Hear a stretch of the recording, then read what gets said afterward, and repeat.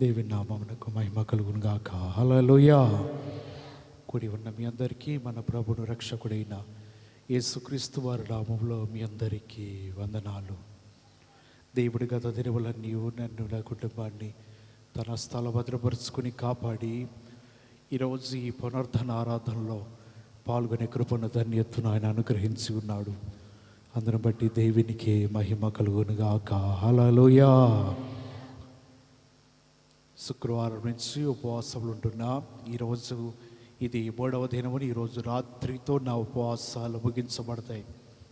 కేవలము 2 సంఘాల కోసం మాత్రమే భారము కలిగి ప్రార్థన చేయాలని ఆలోచన కలిగి ఉండి శుక్రవారం అనే కాదు, కానీ ఈ వారంలో మంగళవారం నుంచి ఖాళీగా ఉన్న, మంగళవారం రాత్రి నుంచి కూడా ఖాళీ ఉన్నప్పుడల్లా దేవుని మందిరానికి వచ్చి చేసుకోగలిగినంతసేపు ప్రార్థన చేసి మిగతా సమయం దేవుడి దగ్గర మౌనంగా గడపటము, ఈ విధంగా చేయటము దేవుడు కృపనిచ్చాడు.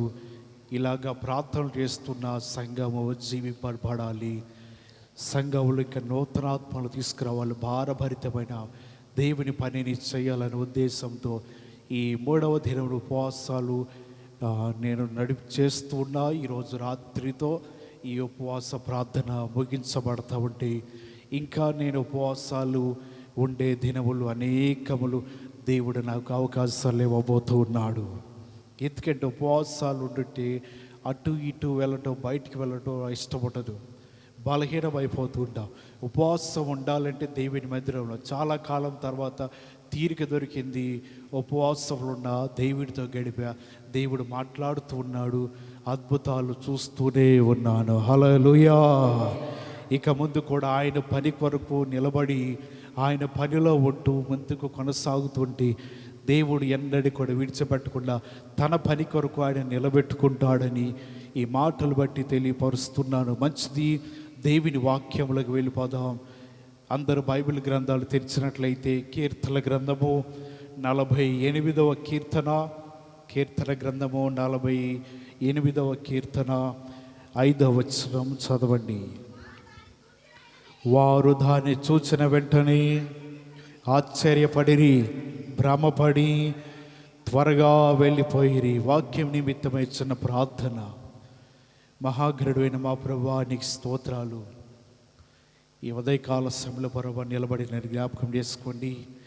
మీ నోటికి నన్ను బోరుగా వాడుకునే ప్రజలందరితో మీరే మాట్లాడి మహిమ పొందమని యేసయ్య పరిశుద్ధ నామములో ప్రార్థన చేసి అడుగుచున్నాను మా పరమ తండ్రి, ఆమేన్. మనం చదివిన మాట కీర్తన గ్రంథము 48వ కీర్తన 5వ వచనం.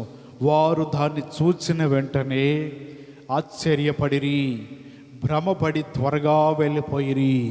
ఈరోజు మన పగటి కాల సమయంలో నేర్చుకునేది ఏంటిదంటే మన దేవుడు ఆశ్చర్యకరుడు. ఏంటి చెప్పండి? మన దేవుడు ఆశ్చర్యకరుడు. ఇది ఒకటి వచ్చి మిగతా ఆఫ్ చేసి.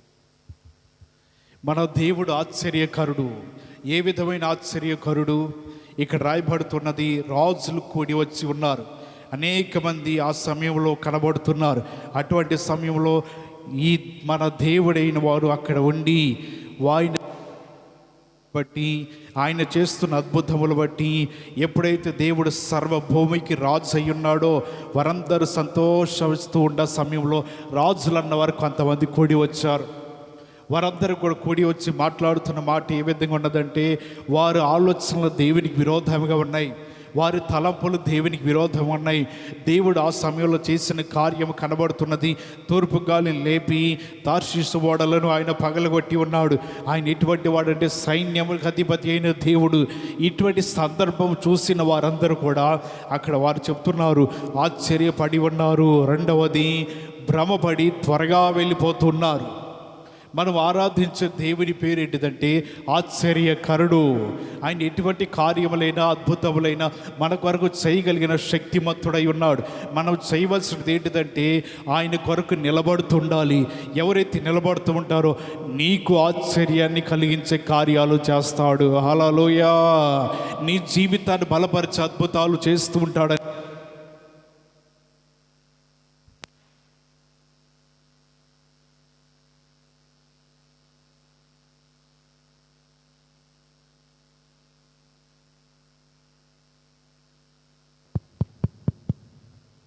దేవునికి మహిమ కలుగును గాక. కొంచెం బేస్ తగ్గించు,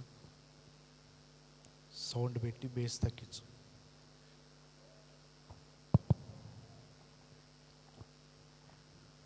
హల్లెలూయా. ఇక్కడ రాయబడుతున్న మాట ఈ విధంగా కనబడుతుంది. వారు దాన్ని చూసిన వెంటనే ఆశ్చర్యపడిరి.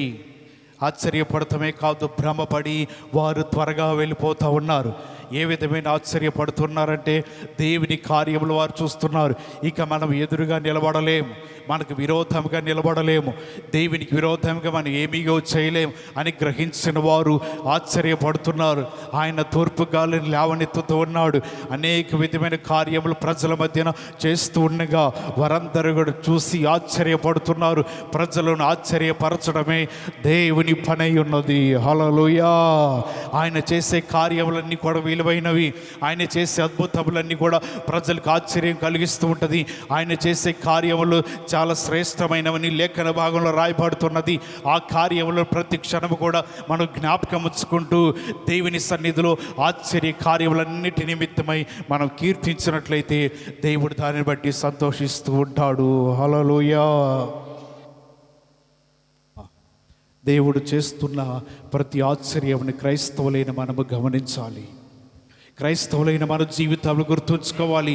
క్రైస్తవులైన మన ప్రతి ఒక్కరము కూడా దేవుని ఆశ్చర్యకరుడు, ఆయన చేసే కార్యములు ఆశ్చర్యమని గుర్తించినట్లయితే వారి జీవితాల్లో మేలును అనుభవిస్తారంట. యోసేపు కాలంలో ఒక అధికారిగా ఉండి ఐగుప్తుని పరిపాలిస్తూ కరువు సమయంలో ప్రజలందరికీ ఆహారాన్ని ఇస్తూ ఉన్నాడు. ఈ ఆహారం ఉండదన్న విషయము యాకోబు యొక్క బిడ్డలకు తెలిసినప్పుడు వారందరూ కూడా ఐగుప్తు ప్రాంతానికి వచ్చారు. వచ్చినప్పుడు యోసేపు వారితో మాట్లాడి వారందరికీ భోజనములు పెట్టడానికని వారిని కూర్చోబెట్టాడంట. ఏ విధంగా కూర్చోబెట్టాడంటే జ్యేష్ఠుడు మొదలుకొని కనిష్ఠుడు వరకు వారు ఈడు చొప్పున వారి కూర్చోబెట్టగా వారు ఒకరు చూసుకుని ఆశ్చర్యపోతూ ఉన్నారు. ఎందుకంటే మన గురించి యోసేపుకి ఎలా తెలుసు? మనందరము కూడా నీవు మొదటి వాడువని, నువ్వు రెండవ వాడువని, నేను ఆఖరి వాడినని ఆయనకి ఎలా తెలుసు అని వారు ఆశ్చర్యపోతున్నారు. యోసేపుకి తెలుసు, సమస్తము కూడా ఆయన ఎరిగి ఉన్నాడు. వాళ్ళతో పాటు ఆయన పెరుగుతున్న సందర్భం కనబడుతుంది. ఆదికాండము 43వ అధ్యాయము 33వ వచనం కనబడుతుంది. జ్యేష్ఠుడు మొదలుకొని కనిష్ఠుడు వరకు వారు అతని ఎదుట తమ ఈడు చొప్పున కూర్చుండిని గనుక ఆ మనుషులు ఒకరి వైపు ఒకడు చూసి ఆశ్చర్యపడుతున్నారు. ఇది ఎలాంటి కార్యం అండి? యోసేపుకు తెలుసు, వారందరూ నా సహోదరులు. ఎవరు ముందు పుట్టారో, ఎవరు తర్వాత పుట్టారో, ఎవరు ఆఖరికి పుట్టారో తెలుసు. కానీ వీళ్ళందరూ కూడా యోసేపు మా సహోదరుడని గుర్తుపట్టలేకపోతున్నాడు. ఆయన ఒక ఉన్నతమైన స్థితిలో ఉన్నాడు, సింహాసనం మీద కూర్చుని ఉన్నాడు, ప్రజలందరినీ పరిపాలిస్తూ ఉన్నాడు. అటువంటి సమయంలో యోసేపు తన సహోదరులందరూ తెలుసు. అందు నిమిత్తమే వారిని జ్యేష్ఠుడు మొదలుకొని పెద్దవాడి నుంచి చిన్నవాడికి వరుసనే కూర్చొనబెట్టాడు. వారు ఒకరు చూసుకుంటున్నారు. మన గురించి ఎలా తెలుసురా యోసేపుకి? మనం పెద్దవాడమని, నువ్వు రెండోవాడమని, ఆయన మధ్యలో వాడని, ఆఖరి వాడని యోసేపుకి ఎలా తెలుసు? వారు ఒకరి పక్కన ఒకరు చూసుకుని ఆశ్చర్యపడుతున్నారు. ఎందుకంటే యోసేపుని దేవుడు ఎన్నుకుని ఆ ప్రాంతానికి పంపించాడు. ఎందుకు తెలుసా? తమ సహోదరులను ఆశ్చర్యపరచడానికి, తమ సహోదరులందరికీ ఆహారం ఇవ్వటానికి, తమ సహోదరులు ఎదురుగా దేవుడు ఇటువంటి అద్భుతాన్ని చేసి నన్ను ఉన్నతమైన స్థితిలో నిలబెట్టాడని ఒక సాక్ష్యం తెలియపరచడానికి యోసేపుని వారికంటే ముందుగా పంపించుకున్నాడు. నిజంగా వారు ఆశ్చర్యపోతున్నారు. మనం యోసేపుకి ఎలా తెలుసు? ఈ నాయకుడికి మనం ఎలా తెలుసు? మనం పెద్దవారమని చిన్నవారమని ఎలా తెలుసు? యోసేపు సమస్తముని ఎరిగి ఉన్నాడు. అంతికే కదా మీకు ఆశ్చర్యాన్ని కలిగించడానికి మీకంటే ముందు నన్నుగా ఐగుప్తునకు దేవుడు పంపించాడు. హల్లెలూయా. మిమ్మల్ని అందరూ ఆశ్చర్యపరచడానికే కదా దేవుడు మిమ్మల్ని కాదుగా నన్ను ఎన్నుకున్నాడు. మీరు కాదుగా నన్ను పంపించింది, దేవుడే నన్ను పంపిస్తున్నాడు. మీ ద్వారా కాదు కానీ దేవుడు ఒక ప్రణాళిక కలిగి ఐగుప్తు ప్రాంతానికి తీసుకుని వచ్చాడు. కారణం ఏంటంటే మీకు ఆశ్చర్యాన్ని కలిగించడానికి, మీరు నా స్థితిని చూసి ఆశ్చర్యపోవటానికి. ఏ స్థితిలోనే నీ జీవితాన్ని ఈ స్థితిలో నిలబెట్టాడంటే అది దేవుని ద్వారా జరిగినదని తెలియపరచడానికి మీకంటే ముందుగా నన్ను ఈ ప్రాంతానికి పంపించాడు, మీరు కాదు పంపించింది అని యోసేపు వారితో మాట్లాడుతున్నాడు. వారందరూ నిజంగా ఆశ్చర్యపోతున్నారు. మేము పెద్దవారమని చిన్నవారమని యోసేపు ఎలా గ్రహించగలడు?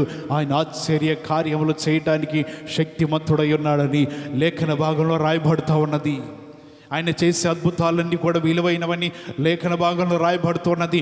రాజులు సహితం అందరు కూడి రావచ్చు, కానీ ఆయన చేసిన కార్యములు చూసి భయపడుతున్నారు. వారందరూ ఆ సమయంలో భ్రమపడుతున్నారు. వారు అక్కడి నుంచి ఆశ్చర్యపడుతూ వెనక్కి వెళ్ళిపోతున్నారు. వారు ముందుకు రాలేకపోతున్నారు. దేవుని కార్యములు ఎదుట నిలబడడానికి వారి శక్తి సామర్థ్యములు సరిపోవట్లేదు. ఎందుకంటే మన దేవుడు ఆశ్చర్యకరుడు. హల్లెలూయా. ఇటువంటి కార్యములు ప్రజల కోసం ఆయన చేస్తూనే ఉన్నాడంట.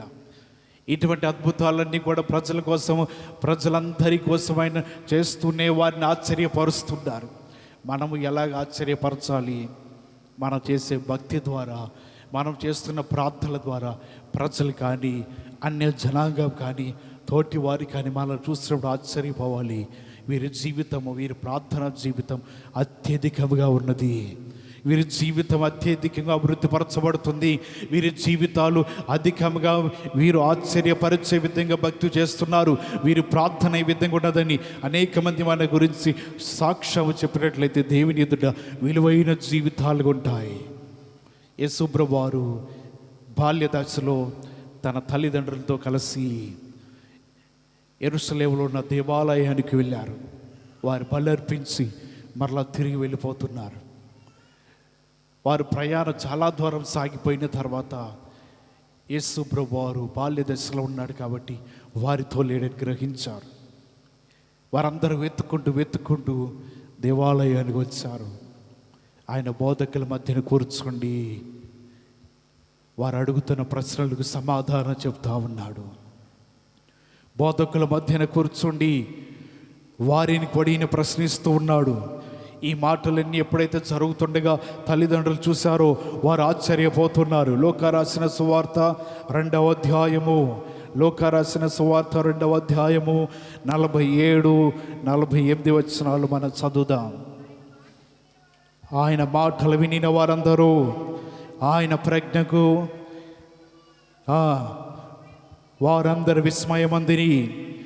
ఆయన తల్లిదండ్రులు ఆయన చూచి మిక్కిలి ఆశ్చర్యపడిరి. ఈయన చేస్తున్న పని ఏంటిదంటే అక్కడ దేవాలయంలో ఉన్న అనేక మంది బోధకుల మధ్యన కూర్చోండి వారి మాటలు వింటున్నాడు, వారిని ప్రశ్నలు అడుగుతున్నాడు. వారు కూడా ఈయనతో మాట్లాడుతున్నారు, ఈయన తిరిగి సమాధానం చెప్తున్నారు. వారు ఆశ్చర్యపోయారు. ఈయనకి ఎక్కడి నుంచి వచ్చిందిరా జ్ఞానము? ఈయన ఎవరు కుమారుడు? అసలు ఈయన ఎక్కడి నుంచి వచ్చాడు? మన ప్రశ్నలని సమాధానం చెప్తున్నాడు. మన బోధకులమై ఉన్నాం, మనం జ్ఞానవంతులై ఉన్నాం. ఆ సమయంలో ఈ మాటలన్నీ మాట్లాడుతుండగా తల్లిదండ్రులు తన బిడ్డను వెతుక్కుంటూ లోపలికి వచ్చి ఆయనను చూసి మిక్కిలి ఆశ్చర్యపోయారు. ఏంటయ్యా నువ్వు చేస్తున్న పని? నీ కోసం నిన్నటి నుంచి మేము వెతుక్కుంటూనే ఉన్నాం. నీవెక్కడ ఉన్నావు? దేవాలయంలో ఉన్నా. ఆయన అంటున్నాడు, నా తండ్రి పని మీద ఉన్నానని మీరు ఎరుగరా? నేను నా తండ్రి పని మీద ఉన్నానని మీకు తెలియదా? ఆయనకి జ్ఞానం ఎక్కడి నుంచి వచ్చిందంటే తండ్రి యొద్ద నుంచి ఆయనకి జ్ఞానం వచ్చింది. ఆ జ్ఞానమును వారు పరిశోధించడానికి, పరీక్షించడానికి వారి శక్తి సరిపోవట్లేదు. వారు బోధకులే కావచ్చు, లేకపోతే మత పెద్దలే కావచ్చు, అనేక మంది కావచ్చు. అయినా సరే వారు జీవితములలో దేవుని జ్ఞానమును పరీక్షించుటకు వారికి శక్తి సరిపోవట్లేదు. వారందరూ కూడా విస్మయం పొందుతున్నారు. బాల్య దశలో ఉన్న ఆయన మేము అడుగుతున్న వాటికి సమాధానం చెప్తున్నాడేంటి? బాల్య దశలో ఉన్న ఆయన మమ్మల్ని ప్రశ్నిస్తున్నాడేంటి? వారందరికీ ఆశ్చర్యము. అది లోకంలో వచ్చిన జ్ఞానము కాదు, లేకపోతే చదువుకుంటే వచ్చిన జ్ఞానం కాదు, ఆయన విద్యను అభ్యసిస్తే వచ్చిన జ్ఞానము కాదు, పరము నుండి దిగి వచ్చిన జ్ఞానము. హల్లెలూయా. దానిని పరీక్షించడానికి వారికి జ్ఞానము లేక ఆశ్చర్యపోతా ఉన్నారు. యేసు ప్రభువారు ఎందుకు ఈ లోకానికి వచ్చాడంటే ప్రజలందరిని ఆశ్చర్యపరచడానికి, ప్రజలందరి ఎదుట గొప్ప కార్యములు జరిగించడానికి, ప్రజలందరికీ కూడా ఈ విధంగా తన యేసు ప్రభువారు చూసి, ఆ క్రియలను చూసి, అద్భుతములు చూసి ప్రజలందరూ ఆశ్చర్యపోవటానికి యేసు ఈ భూలోకానికి వచ్చాడు. బాల్య దశ నుంచి కూడా ఆశ్చర్యపరుస్తూ ఉన్నారు.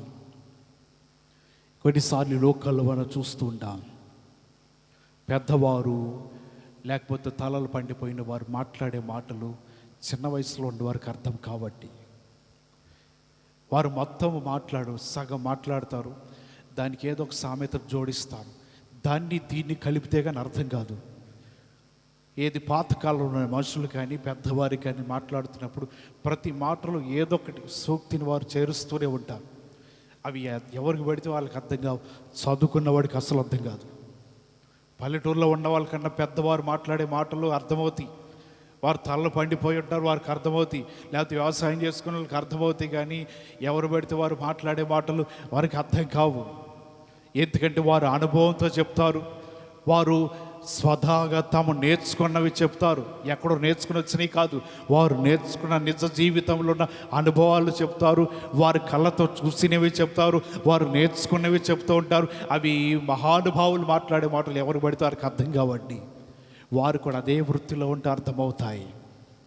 యేసుప్రభువు వారికి కూడా సమాధానం చెప్తున్నాడంట. చిన్న వయసులో ఉండి బాల్య దశలో ఉండి వారికి కూడా వారితోనే మాట్లాడుతున్నారు. ఆ బోధకులకి ధర్మశాస్త్రాన్ని క్షుణ్ణంగా పరిశీలించి దాన్ని నేర్చుకున్న వారితో మాట్లాడుతున్నాడు. దేవాలయంలో కూర్చుని వారు విస్మయమవుతున్నారు. బోధకులతో నువ్వు మాట్లాడటం ఏంటి, బోధకులు మాట్లాడుతున్నప్పుడు వారిని నువ్వు ప్రశ్నలు అడగటం ఏంటి, ఏం జరుగుతుందని తల్లిదండ్రులు ఆశ్చర్యపోతున్నారు. నేను నా తండ్రి పని మీద వచ్చాను, ఆ పని నేను జరిగిస్తున్నాను, అందుకే మాట్లాడుతున్నానని యేసు వారితో మాట్లాడుతున్నాడు. దేవుని మాటలు వింటున్న మన జీవితంలో ఆయన ఆశ్చర్యకరుడు. మన ఊహించని కార్యములు చేయటమే ఆయన పని. మన ఊహించిన అద్భుతములన్నీ కూడా జరిగించడమే దేవుడు చేస్తున్న పని ఉన్నదని లేఖన భాగంలో నేర్చుకుంటున్నాం. ఇటలీ ప్రాంతంలో ఒక వైద్యశాల ఉంటుంది. అక్కడికి సంవత్సరానికి ఒకే సంవత్సరంలో ఇంచుమించు గుండె జబ్బులతో ఉన్నవారు 1000 మంది వచ్చారంట. వారు వస్తున్నప్పుడు దేవుని నమ్మిన వారైతే ప్రార్థన చేసుకోండి అని చెప్పి మందులు ఇస్తున్నారు, నమ్మని వారైతే ప్రార్థన నేర్పిస్తున్నారు. వారితో అంటున్నారు, ఆపరేషన్ అవసరం లేదనుకుంటే నేను చెప్పిన మాటలు మీ నోటితో పలకండి, మందుల ద్వారా లయమైపోతుంది. లేదా ఆపరేషన్ చేయాలంటే మాకు ఇది పెద్ద పని ఏం కాదు, తెల్లారులు ఇస్తే గుండెలన్నీ కోయటం చీల్చటం ఆపరేషన్ చేయడం ఇది మాకు పనే. మరి ఆపరేషన్ అంటే ప్రతి ఒక్కరికి భయమే కదా, అయ్యా చెప్పండి మాకు ఏం చేయాలో. ఆ ప్రదేశంలో వైద్యులు ప్రార్థనలు నేర్పించడం ప్రారంభించారండి. వారందరికీ ప్రార్థనలు చేయడం నేర్పించారు, వారి నోటితో ప్రార్థనలు పలకడం నేర్పించారు. ఇలాగ ప్రార్థనలు పలుకుతున్నారు, ప్రార్థనలు చేస్తున్నారు. అనేక మంది ఆపరేషన్ లేకుండా మందులతో తమ ఇళ్ళకి వెళ్ళిపోతున్నారు. సంవత్సరం గడిచేసరికి ఇంచుమించు 1000 మంది స్వస్థతలు పొందుకున్నారంట. ప్రతి ఒక్కరు బాగు చేయబడ్డారు. వారు చెప్తున్నారు, ఆపరేషన్ కావాలా, మందుల ద్వారా కావాలా, మందుల ద్వారానే. అయితే ప్రార్థన చేయడం ప్రారంభించు, ఈ ప్రార్థన చేయి. వారు హాస్పిటల్లో ఉండి బెడ్ మీద ఉండి ప్రార్థన చేస్తుండగా దేవుడు నిదానంగా వారిని బాగు చేయడం ప్రారంభించాడు. గుండె జబ్బులు లైన్ చేయడం ప్రారంభించారు. ఆ సంవత్సరంలో ఆ వైద్యశాలలో గుండెకి సంబంధించిన ఏ ఆపరేషన్లు జరగలేదండి. కారణం ఏంటిదంటే ప్రార్థన చేయమన్నాడు. కారణం ఏంటిదంటే విడుదల చేయమన్నారు. కారణం ఏంటిదంటే చేస్తున్న ప్రార్థన మీరు ఆలకించమన్నారు. ఎప్పుడైతే ఈ ప్రార్థన వారు నేర్చుకున్నందుకు ప్రతి ఒక్కరి జీవితంలో విడుదల కలిగినది, ప్రతి ఒక్కరు మార్చబడ్డాడు, ప్రతి ఒక్కరు జబ్బు తొలగించబడినది. ఆ దేశంలో ఆ సంవత్సరంలో మిక్కిలి ఆశ్చర్యకరమైన సంఘటన ఏదంటే కేవలం ఇదొక్కటే. హల్లెలూయా! ఈ ఒక్క కార్యం ఆ ప్రాంతంలో జరిగినది. మనం ఎప్పుడైతే దేవుని సన్నిధిలో ఉంటామో, ఎప్పుడైతే దేవుని సన్నిధిలో వాడు గడుపుతూ ఉంటామో, మన నోటితో ఎప్పుడైతే ప్రార్థన చేస్తూ ఉంటామో, ఆ ప్రార్థన దేవునికి అంగీకారములు కొంటే నిన్ను ఆశ్చర్యపరుస్తుంటాడు దేవుడు. నేను అద్భుతంగా దేవుడు కార్యములు చేస్తూ నీ జీవితంలో ఈ విధంగా ఆశ్చర్యపడే విధంగా ఆయన నీ జీవితంలో అద్భుతాలు చేయడానికి ఇష్టపడుతూ ఉంటాడు. నువ్వు కలిగి ఉండవలసిన లేదంటే ప్రార్థన జీవితం కలిగి ఉండాలి. ప్రార్థనతోనే జీవితాన్ని గడుపుతూ ఉండాలి. ఎవరైతే వారి జీవితంలో ప్రార్థనతో ముందు కొనసాగుతుంటారో వారందరూ కూడా స్థిరమైన జీవితం కలిగి ఉంటారని లేఖన భాగంలోంచి మనం చదువుతున్నాము. ఒక మాటను జ్ఞాపకం చేసుకుందాము. పేతురు రాసిన మొదటి పత్రిక 4వ అధ్యాయము. పేతురు రాసిన మొదటి పత్రిక 4వ అధ్యాయము 4వ వచనాన్ని చదవండి.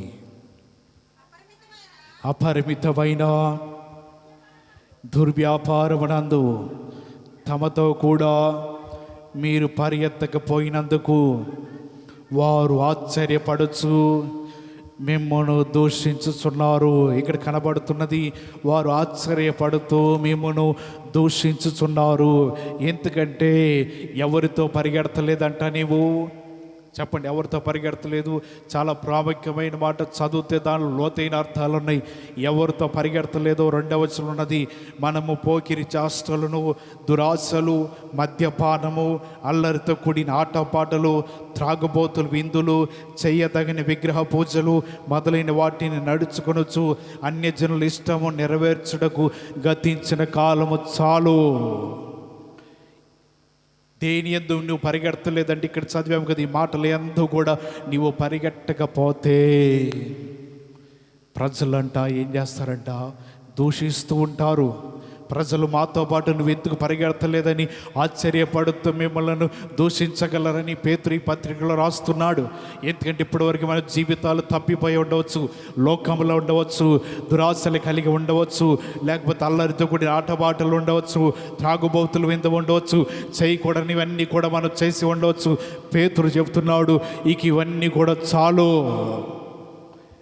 మీరు వాటి నుంచి పక్కకి తొలగిపోయిన తర్వాత అంట వారు వచ్చి అంటారు, ఏంటి మొన్నటిదాకా మాతోనే ఉన్నావుగా, మొన్నటిదాకా మాతోనే కలిసి ఉన్నావుగా, మొన్నటిదాకా మాతోనే ఆట పాటలు చేస్తూనే ఉన్నావుగా, మాతోనే మొన్నటిదాకా దురాశలతో మన జీవితం గడుస్తూనే ఉన్నదిగా, మొన్నటి వరకు మీ జీవితం విగ్రహారాధన కలిగి ఉన్నావుగా, మరి ఇప్పటికిప్పుడే మార్పు ఏంటి? ఇప్పటికిప్పుడే మీ జీవితాలు మార్చబడడానికి కారణం ఏంటి? మీ జీవితాలు ఇప్పుడే దానిలోకి వెళ్ళిపోవడానికి కారణం ఏంటి? మీరు ఇప్పుడే ప్రార్థనలోకి వెళ్ళిపోవడానికి కారణం ఏంటి? మీరు ఇప్పుడే ప్రార్థన మతంలోకి వెళ్ళిపోవడానికి కారణం ఏంటి? ఇక్కడ అందుకనే చెప్తున్నాడు ముందుగానే, ఇట్లాంటివి జరుగుతున్నప్పుడు అన్యులు అంటూ ఉంటారు, మాతో పాటు ఎందుకు పరిగెడతలేదు, మాతో పాటు ఎందుకు కలిసి జీవించట్లేదు, మేము చేస్తున్న క్రియలు ఎందుకు చేయట్లేదు, మేము చేస్తున్న పనులు ఎందుకు చేయట్లేదు అని వారు మిమ్మల్ని దూషిస్తూ ఉంటారు. దూషించినప్పుడు వారు ఆశ్చర్యపడుతూ దూషిస్తారు. మీరేం ఆశ్చర్యపడని అవసరం లేదు. 100 సంవత్సరాల క్రితమే రాయబడింది ఈ మాట. ఇట్లాంటివి జరుగుతూ ఉంటాయి. జరిగినప్పుడు మీరేం ఆశ్చర్యపడని అవసరం లేదు. మన గురించి ఆయనే చెప్తున్నాడు కదా, మన గురించి మాటలన్నీ కూడా రాయబడుతూ ఉన్నాయి కదా. ఎప్పుడైనా సరే బాగుపడితే ఏంతో బాగుపడ్డావు అన్ను, చెడిపోతే ఏమాత్రం కూడా ఆలోచించకుండా మరలా చెడగొట్టడానికే చూస్తూ ఉంటారు. ఇటువంటి లోకంలో రాయబడుతున్నది, మీ జీవితాలు ఈ దుర్వ్యాపారమునందు తమతో కూడా మీరు పరిగెత్తకపోయినందున వారు ఆశ్చర్యపడి మిమ్మల్ని దూషిస్తూ ఉంటారు. మీ జీవితాలను దూషిస్తూ అనేక మాటలు పలుకుతూ ఉంటారు. ఎందుకంటే మీరు నీతిమంతులుగా మార్చబడ్డారు కదా, మీరు యథార్థవంతులుగా ఉన్నారు కదా, మందిరానికి వెళుతున్నారు కదా, దేవుని ఆరాధిస్తున్నారు కదా. ఇలాగ చేస్తున్న మీ జీవితాలు బాగుపడిన తర్వాత వారు అనేవాటి ఏంటంటే, దానిలోకి ఎందుకు వెళ్ళిపోయాం? మొదట ఏమండి, మా బంధువులు ఊరుకోవట్లేదండి, లేకపోతే వారు మీ మొహం మేము చూడండి, మా మొహం మీరు చూడద్దు అన్నారండి. అదేంటో వాళ్ళు చేయకూడదు కదా బైబిల్ విరుద్ధంగా అంటే, తల్లిదండ్రులు ఊరుకోవట్లేదండి, ఇంకొకసారి గడప తొక్కనంటున్నారు.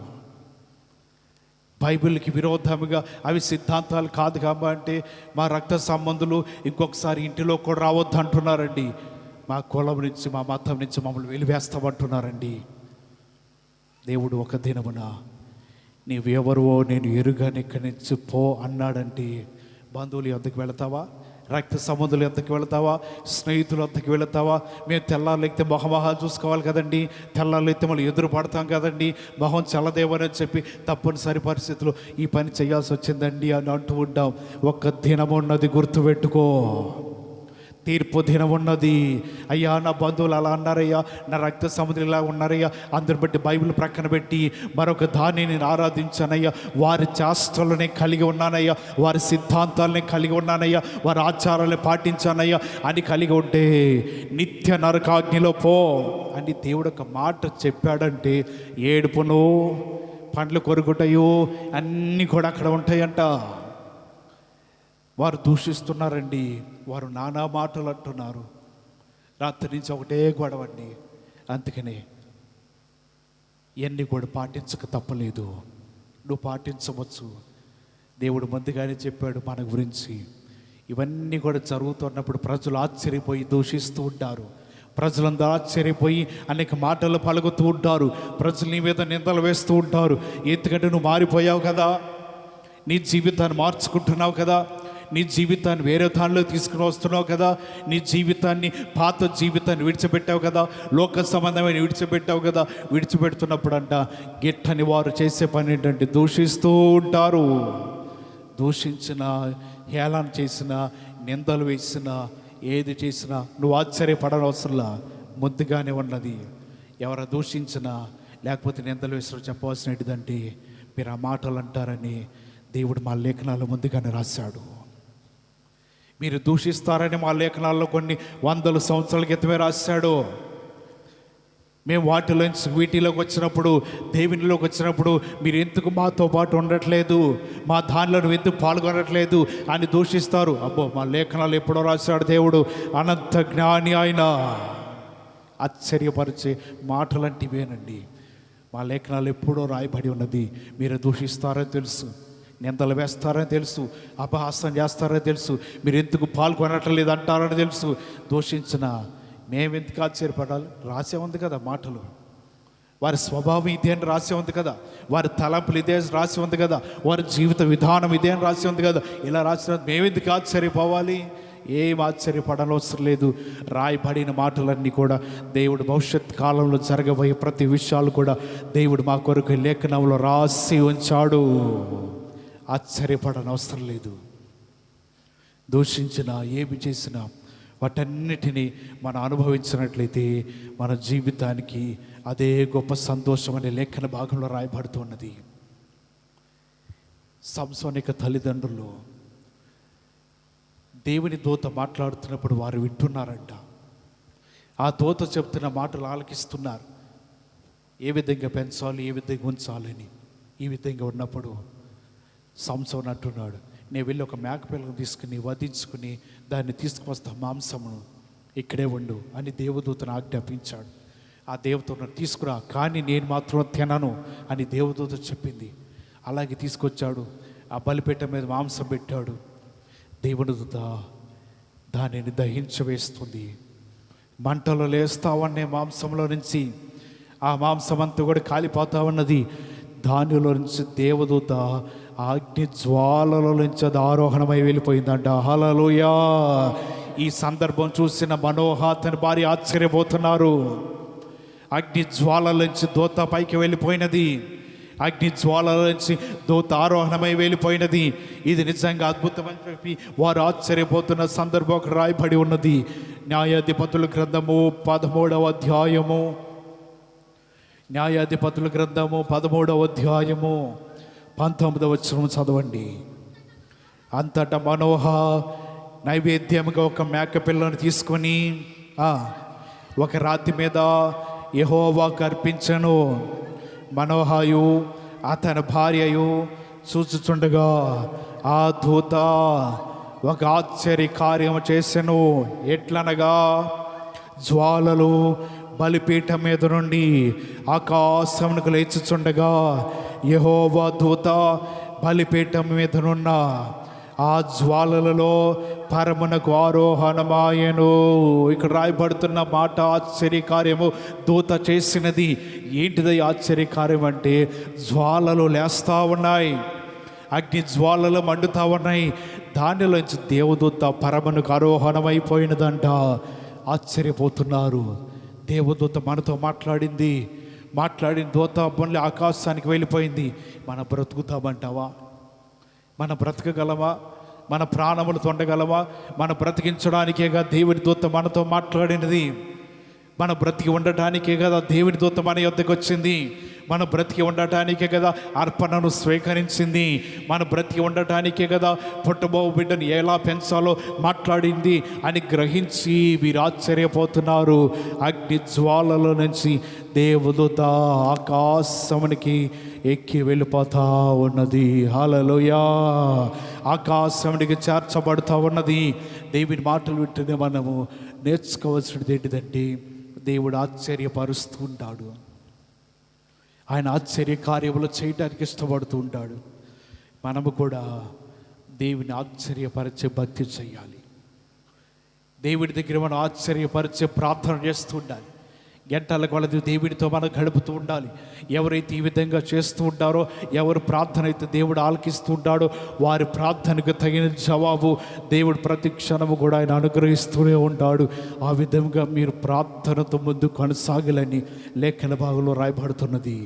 ఏ విధంగా ప్రార్థన చేయాలి, ఏ విధంగా ప్రార్థనలో కొనసాగాలి, ఎవరైతే వారి జీవితంలో దేవుడు మీ జీవితంలో ఆశ్చర్యపరిచే అద్భుతాలు చేయాలంటే దేవుడికి ఆశ్చర్యపరిచే ప్రార్థన నువ్వు చేయాలి. ఇట్టి విధంగా ప్రార్థన చేస్తాం. ఏది పావుగంట అరగంట లేకపోతే తడిపడి ప్రార్థన చేయాలి కదా, తప్పదు చేయాలి అన్న ఉద్దేశం కాదు, కానీ మనస్ఫూర్తిగా చేయాలి ప్రార్థన. హృదయంలో నుంచి రావాలి ప్రార్థన. దేవుడు ఆ ప్రార్థనను అంగీకరిస్తే నీ ఎడల మనుషులందరూ ఊహించని కార్యములను, ప్రజలందరూ ఆశ్చర్యపరిచే అద్భుతములను మనందరి కోసం దేవుడు చేయడానికి ఆయన ఇష్టపడుతూ ఉన్నాడు. హల్లెలూయా. దేవుడు అటువంటి అద్భుతాలు చేయాలని తాను ఆలోచన కలిగి జీవిస్తూ నడిపిస్తూ ఉన్నాడు. ఆ కార్యంలో మనం జ్ఞాపకం చేసుకుంటూ, అద్భుతంలో మనం జ్ఞాపకం చేసుకుంటూ, దేవుడు చేసే కార్యములు పితరుల కాలంలో చేశాడు. సృష్టి ప్రారంభించబడుతున్న దినముల నుంచి దేవుడి కార్యములు చేస్తూనే ఉన్నాడు.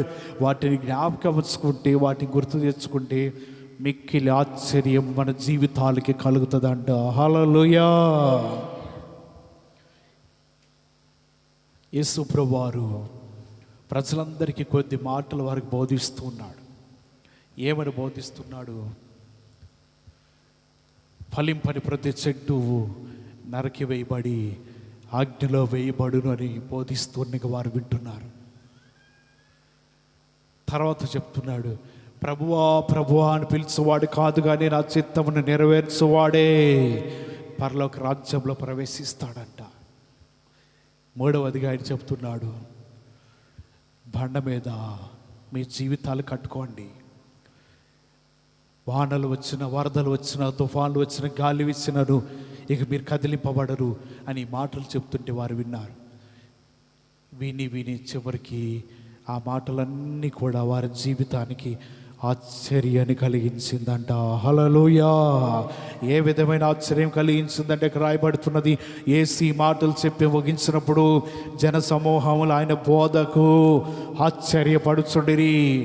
మత్తయి సువార్త 7వ అధ్యాయము ఆఖరి వచనంలో రాయబడుతున్నది, యేసు మాట్లాడుతున్న మాటలకు, ఆయన చెప్తున్న బోధకు వారందరూ కూడా మిక్కిలి ఆశ్చర్యపడుతున్నారు.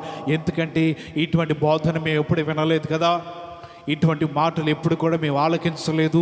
లేకపోతే ఈయన మర్మములతో కూడిన మాటలు ఈయన మాట్లాడుతున్నారు, మాకు తెలియని ఒక క్రొత్త బోధన మాట్లాడుతున్నారు, మేము గ్రహించిన ఒక మాటలను వారు మాట్లాడుతున్నారని ఈ ప్రజలందరూ కూడా యేసు చెప్తున్న ప్రతి మాటలు కూడా వింటూ గ్రహిస్తూ వారందరూ ఆశ్చర్యపోతా ఉన్నారు. దేవుని మాటలు వింటున్న నీవు గ్రహించాలి. ఆయన మాటలు గ్రహించి నీ హృదయంలో చేర్చుకుంటూ ఉంటుంటే నీ జీవితానికి, నీ బ్రతుకులకి అవన్నీ కూడా ఆశ్చర్యమును కలిగిస్తూ ఉంటాయి. నీ జీవితానికి ఆ మాటలన్నీ కూడా ఆశ్చర్యపరంగా ఉంటూ ఉంటాయి. ఈ ప్రజలు అందరూ చేసే ప్రతి కార్యములు కూడా ఆశ్చర్యపరుస్తూ ఉన్నాడు దేవుడు. తన చేతి పనుల ద్వారా, తన క్రియల ద్వారా, తాను చేసే అద్భుతముల ద్వారా ప్రజలందరికీ కూడా ఆశ్చర్యము. ఎందుకంటే దేవుని ద్వారా మాత్రమే సాధ్యమని గ్రహించిన ప్రజలందరూ కూడా ఆయన మాటలకు, ఆయన బోధకు, ఆయన క్రియలకు, ఆయన చేస్తున్న ప్రతి దాని విషయంలో కూడా ఆశ్చర్యమే. హల్లెలూయా. ఒక ఆడొక సమయంలో ఒక ఆమె పాటలు పాడుతూ ఉన్నది. ఆ పాటలు చాలా విలువైన అర్థంతో కూడినవి.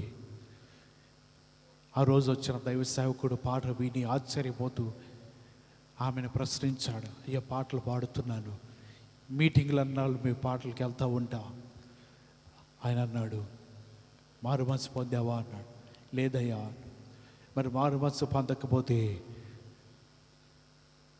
నువ్వు పాడినా అది దేవుని నామానికి మహిమ కాదు, నువ్వెంత ప్రయాసపడినా అది దేవుని నామానికి మహిమ కాదు.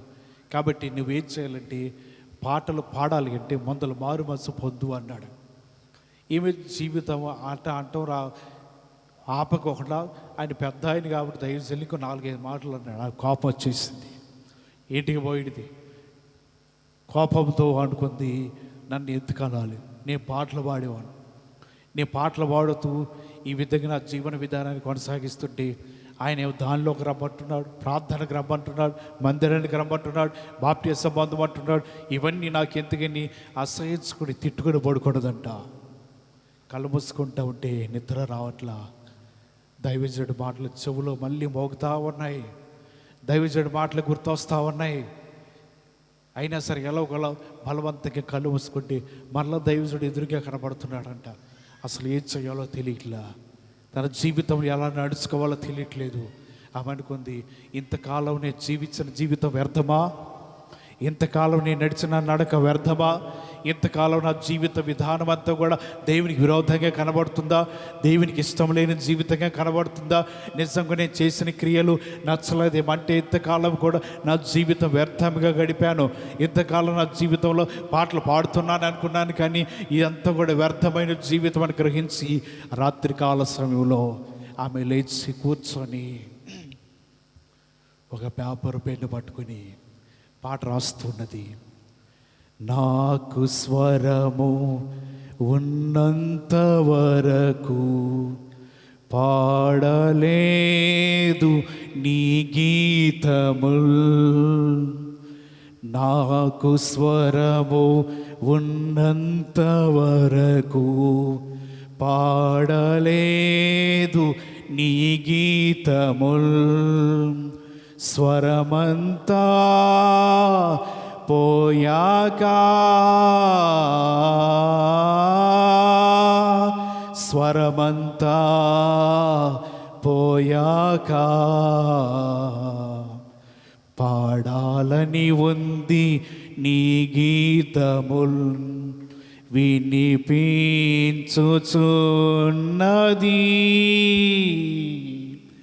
కేకనాకు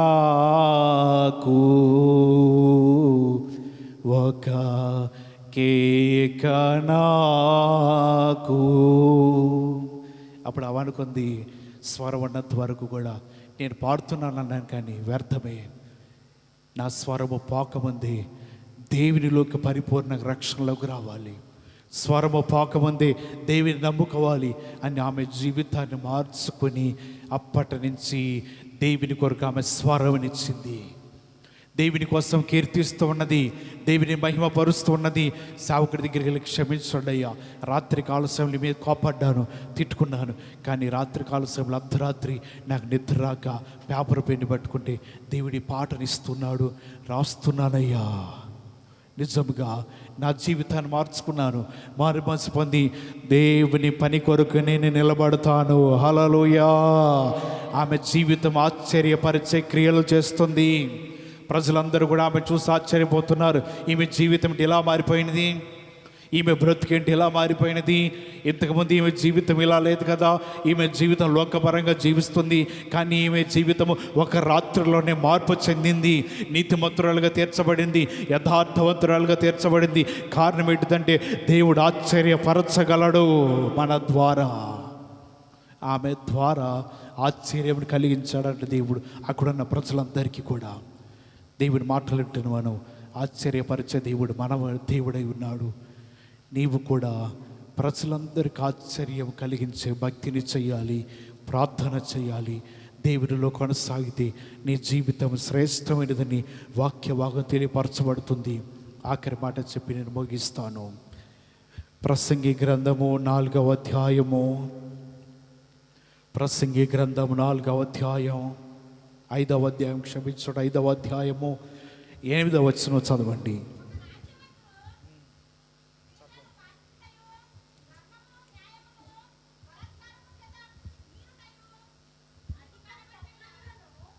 ఒక రాజ్యమందు బీదలను బాధించుటయు, ధర్మమును న్యాయమును బలాత్కారం చేత మీరుటయు నీకు కనబడినడలా దానికి ఆశ్చర్యపడకము.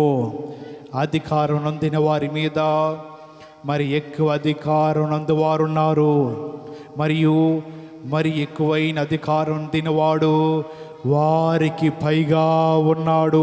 ఇక్కడ రాయబడుతున్నది, ఎందుకు ఆశ్చర్యపోవద్దు అంటున్నాడంట.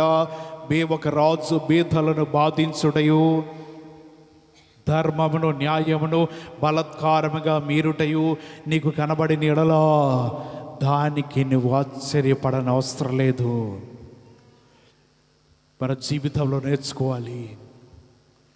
జ్ఞాని అయిన సొలొమోను ముందు కాలంలో జరగబోయే మాటలు చెప్తున్నాడు. ఏ రాజు అయినా సరే బీదలను బాధించిన, ధర్మమును న్యాయమును బలత్కారంగా మీరినా, మిమ్మల్ని ఇబ్బంది పెట్టినా మీరేం ఆశ్చర్యపడని అవసరం లేదు. అన్యాయం జరుగుతూ ఉంటుంది, అధర్మము జరుగుతూ ఉంటుంది, అక్రమము జరుగుతూ ఉంటుంది, అవినీతి జరుగుతూ ఉంటుంది, మోసం చేస్తూ ఉంటారు, కీడులు జరుగుతూ ఉంటాయి. ఇవన్నీ కూడా జరుగుతున్నారు, ఆశ్చర్యపడని అవసరం లేదు. కారణం ఏంటిదంటే అధికారం నొందిన వారు ఉన్నారు కదా, మరి ఎక్కువగా వారు అధికారం పొందుకున్నారు. మరి ఎక్కువగా అధికారం పొందుకున్నవాడు ఇంకా పై అధికారము కూడా ఆయన పొందుకుని ఉన్నాడు. ప్రజలు ఈ విధంగా జీవిస్తూ ఉంటారు. అన్యాయం చేసిన, అక్రమం చేసిన, చెడు చేసిన, ఏది కూడా చేసినా సరే మీరు ఆశ్చర్యపడని అవసరం లేదు. మనుషుల స్వభావం అదే, మనుషులకు తలంపులు అదే, మనుషులకు జీవిత విధానం అనేది, వారి యొక్క నిజ స్వరూపం అదే విధంగా ఉంటుంది. ఏ విధంగా అయినా సరే బీదలను కానీ బాధించుటయో, ధర్మం చేయక, న్యాయం చేయక, బలత్కారంగా వారిని పట్టుకుని బాధ పెడుతున్నా సరే మీరేమి కూడా బాధపడవద్దు, మీరేమి ఆశ్చర్యపడనక్కర్లేదు. ఎందుకంటే ఆశ్చర్యపడని అవసరం లేదంటే మొదటి యోహాను పత్రికలో విలువైన మాట కనబడుతుంది. యోహాను రాసిన మొదటి పత్రిక 3వ అధ్యాయము 13వ వచనమున్నది, సహోదరులారా లోకం మేము ద్వేషించిన ఎడలా ఆశ్చర్యపడకుడి. ఇంకెందుకు ఆశ్చర్యపడతాం? లోకం ద్వేషిస్తుంది, లోకము దూషిస్తుంది, లేకపోతే లోకము న్యాయం చేయకోకుండా అన్యాయం చేయవచ్చు, లోకము బలత్కారంగా పట్టుకోవచ్చు, లోకము అధర్మము చేయవచ్చు, లోకం అవినీతిగా చేయవచ్చు. ఈయన జరుగుతున్న సహోదరులారా మీరు ఆశ్చర్యపడని అవసరంలా. ఎందుకంటే ఇవన్నీ జరుగుతాయని బైబిల్ గ్రంథంలో రాయబడి ఉన్నది కదా. ఈ మాటలన్నీ చదువుతున్నప్పుడు, ఈ మాటలన్నీ జరుగుతున్నప్పుడు ఇక మీరు ఆశ్చర్యపడని అవసరం లేదు. అవన్నీ జరుగుతూ ఉంటాయి. కాలాన్ని బట్టి, సమయాలు బట్టి ఈ విధంగా ఈ లోకంలో ప్రతిదీ కూడా జరుగుతూ ఉంటున్నప్పుడు మీరేం ఆశ్చర్యపడని అవసరం లేదు. మనుషులు ఇలాగే ప్రవర్తిస్తూ ఉంటారు, వారి స్వభావం ఇలాగే ఉంటుంది.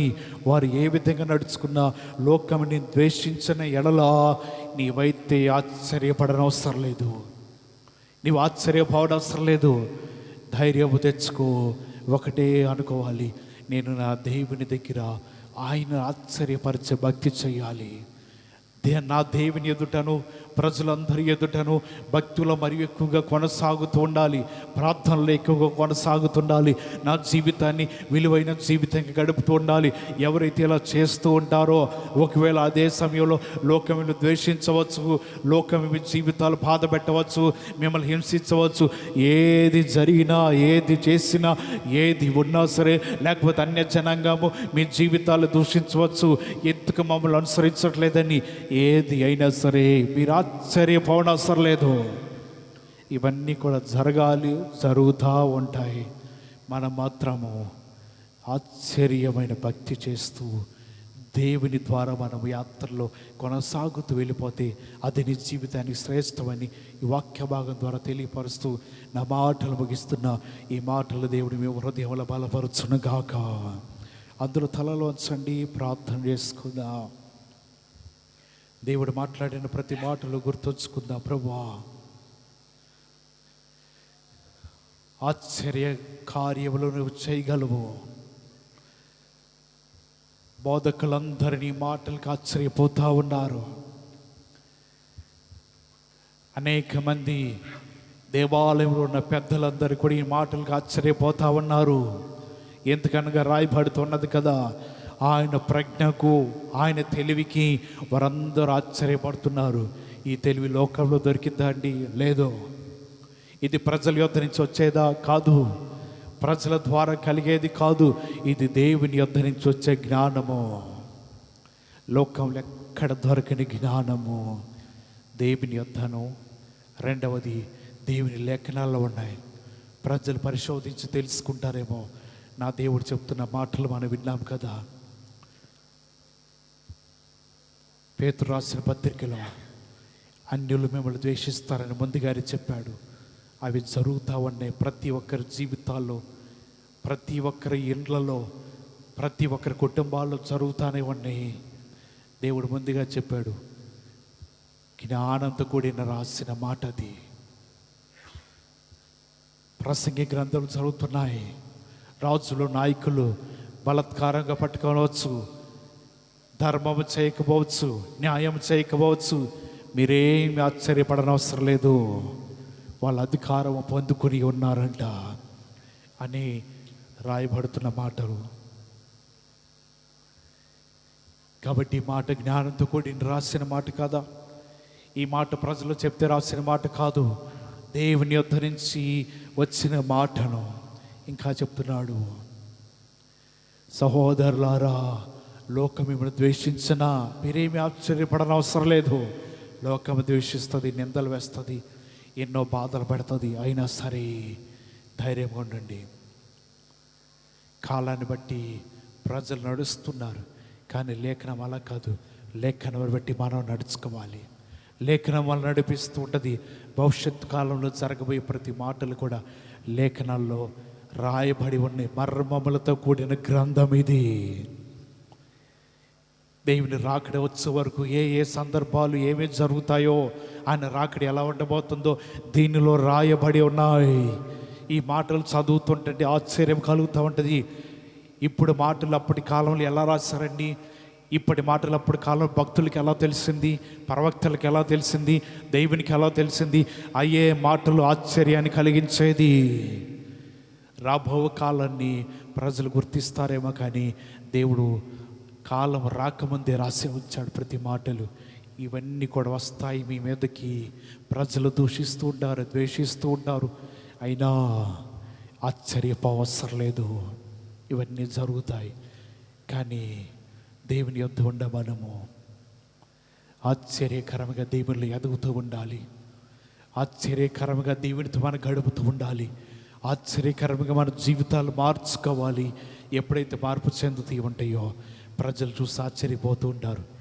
నిన్నటి వరకు వీరి జీవితాలు ఏమి లేని స్థితి, నిన్నటి వరకు వీరి జీవితాలు ఎలాగొనేవే చూస్తున్నాను, కానీ వీరి జీవితాలు త్వరగా మార్చబడ్డాయి. వీరి జీవితాలు దేవుడు త్వరగా మార్చివేశాడని వారు మంచి ఆలోచన మనకు చెబుతూ ఉంటారు. నీ ద్వారా దేవునికి మహిమ కలుగుతూ ఉంటుంది. ప్రార్థన చేసుకుందాం. చెప్పబడిన మాటలు మనందరి జీవితాల హృదయాల్లో ఫలభరితంగా ఉన్నట్లుగా ఆత్మచేత ప్రేరేపణ కలిగిన వారు ఎవరైనా వాక్యము ఫలించినట్లుగా ప్రార్థన చేయండి.